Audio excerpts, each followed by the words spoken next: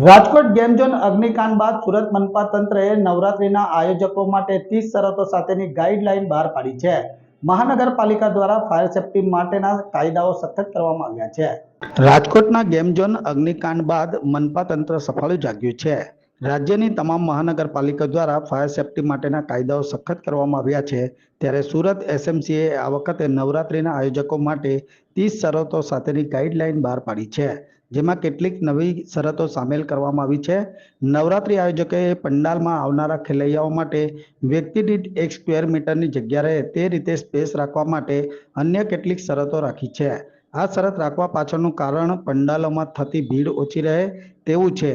નજીકના દિવસોમાં નવરાત્રીનો તહેવાર શરૂ થશે। દર વર્ષની જેમ અનેક આયોજકોએ પંડાલ, એસી ડોમ, પાર્ટી પ્લોટ સહિતની જગ્યામાં ગરબા રમવા માટેના આયોજન થયા છે, જેના માટે ફાયર ડિપાર્ટમેન્ટ પાસેથી મંજૂરી લેવાની પ્રોસેસ પણ શરૂ કરવામાં આવી છે। જો કે આ વખતે ફાયર ડિપાર્ટમેન્ટ ફાયર સેફટીની પરમિશનની ગાઈડલાઈન વધુ સખત બનાવી છે।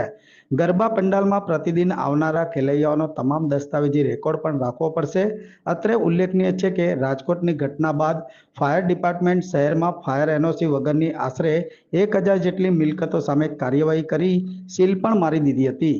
તમામને ફાયર એનઓસી રિપોર્ટ રજૂ કરવા માટે અલ્ટિમેટમ આપ્યું હતું। ત્યારબાદ અનેક મિલકત ધારકોએ તાબડતોબ ફાયર એનઓસી માટેની પ્રક્રિયા શરૂ કરી એનઓસી મેળવી હતી। તે ઉપરાંત પાલિકા હવે फायर एनओसी माटेना कायदाओं पण सख्त કરી દીધા છે। नवरात्रि के लिए जो मंडप या डोम वगैरह बनेंगे गरबा के लिए, तो उसमें अंदर कोई भी सिंथेटिक मटेरियल, थर्माकोल, इस तरह का जो डीजल, पेट्रोल स्टोरेज, ये सब अलाउ नहीं करेंगे। और पेंट्री और कंप्रेशर वगैरह एसी के अंदर डोम के अंदर अलाउ नहीं रहेगा। और आजू बाजू में स्कूल है या पेट्रोल पंप है या रेलवे लाइन है, इसमें कम से कम 15 मीटर का गैप होना चाहिए उसके बीच में जो डोम बना रहे हैं। और हर एक 15 मीटर पे इमरजेंसी एग्जिट रहेगा। और 1 चौरस स्क्वायर मीटर का एरिया रहेगा एक आदमी के लिए, उससे कम एरिया नहीं होना चाहिए। तो कैपेसिटी फिक्स कर दी जाएगी कि इतने लोग अलाउ है, और उसका जो संचालक है, उसको ऑर्गेनाइजर है, वो उसका रिकॉर्ड भी उसको रखना रहे।